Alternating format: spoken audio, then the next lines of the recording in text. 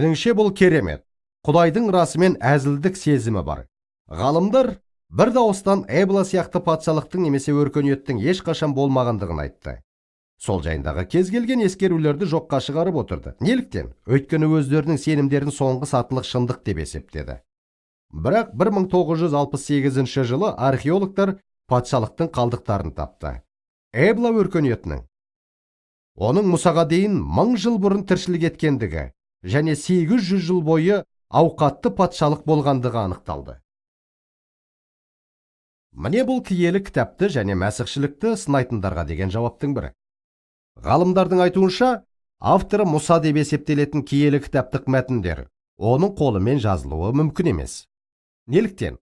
Өйткені Мұса біздің заманымызға дейін 1400 жылдар өмір сүрді. Ал сол заманда жазбашылық болған жоқ. Герман Шульц те былай деп жазды. Сондықтан осы адамдардың, яһудилердің өздерінің отбасылық хикаяларын жазуларын елестету мүмкін емес. Солай ма? Өйткені жазбашылық әлі де болған жоқ. Сөйтіп Мұсаға дейін 1000 жыл бұрын соның маңайындағы жерде орын алған Эбла патшалығында жүргізілген қазба жұмыстарында ғалымдар екі тілде жазылған жазбаша құжаттарды тапты. Бұл Құдайдың қалжыңдай алатындығын көрсетпей ме? Бір тілдің өзі жеткілікті болар еді, бірақ ол жерде екі тілде болып шықты. Тіпті осы екі тілдің кең қолданылғаны соншалық, археологтар сатып алынған тауардың тізімдерін тауып алды. Тіпті дәрет қағазына дейін және басқалар. Осы бір ашылудың өзі мәсіхшілердің жылдар бойына естуіне тура келген сыншылардың ауыздарын жапқызды. Мұса киелі кітаптың алғашқы 5 кітабын жазалды. Неліктен?